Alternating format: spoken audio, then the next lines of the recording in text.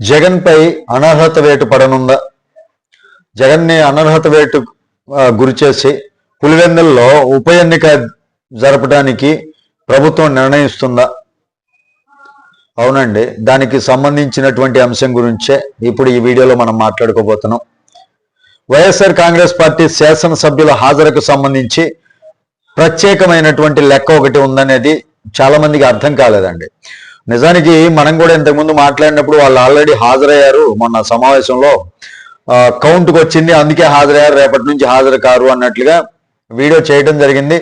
దానితో పాటు చాలా ఛానల్స్ కూడా వీడియో అలాగే చేశారు, చాలా మీడియా సంస్థలు కూడా.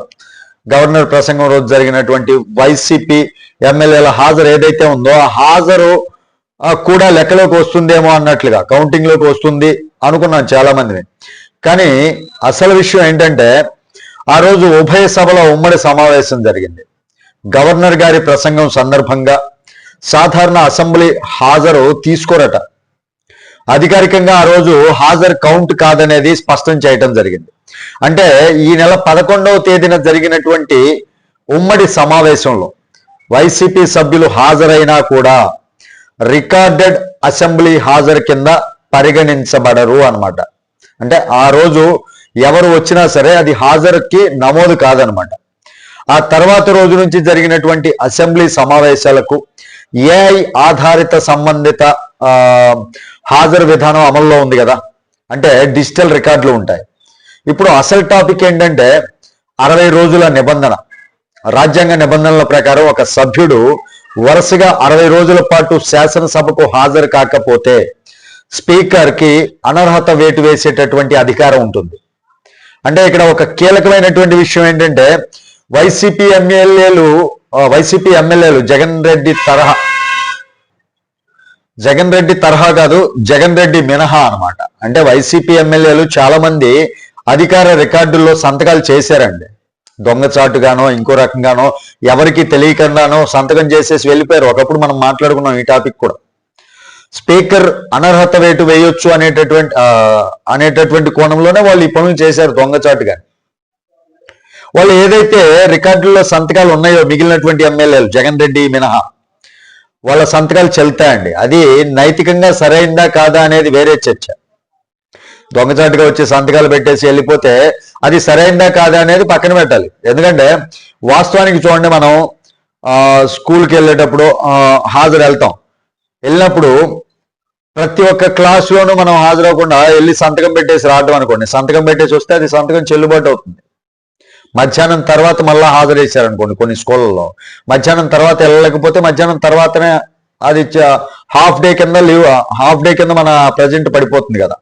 అలాగే వీళ్ళు ఏదైతే దొంగచాటుగానో ఇంకో రకంగానో సంతకాలు పెట్టారో రికార్డులో అవి చెల్లుబాటు అవుతాయండి. నైతికంగానో ఇంకోటి అది వేరే చర్చ అనుకోండి, కానీ రికార్డుల్లో సంతకం ఉంటే హాజరైనట్టే పరిగణిస్తారు అనేది అందరికీ తెలిసిందే.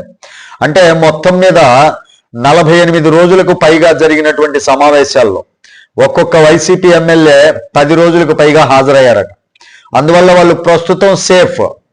కానీ ఒక వ్యక్తి మాత్రం, అదే వైఎస్ఆర్సీపీ పార్టీ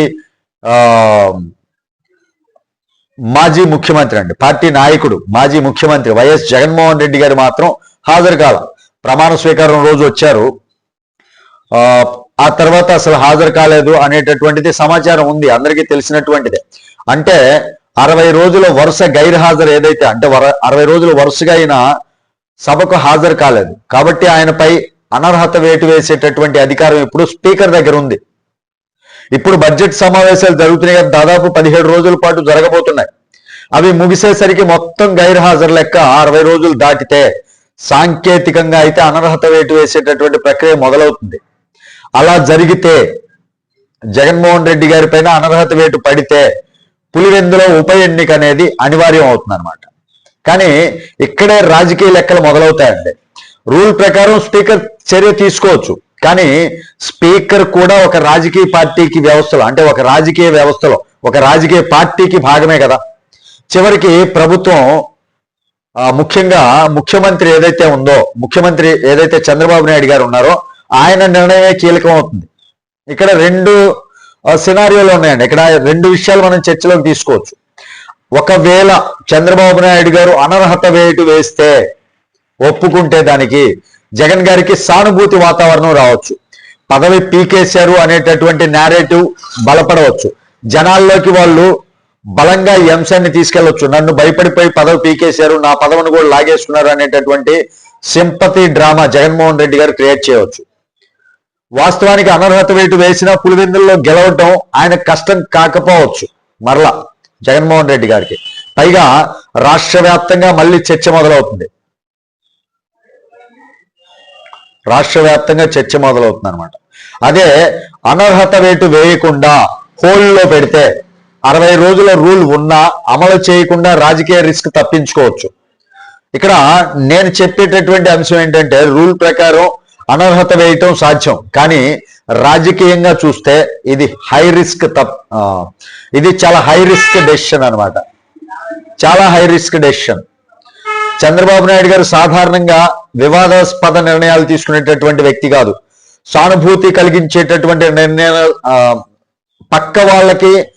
పక్క పార్టీకి సానుభూతి పరంగా ఏదైనా అంశం ప్లస్ అవుతుంది అంటే అలాంటి నిర్ణయాలు తీసుకునే విధంగా చంద్రబాబు నాయుడు గారు ఎప్పుడూ ఆలోచించరు, అది అందరికీ తెలిసినటువంటి విషయమే.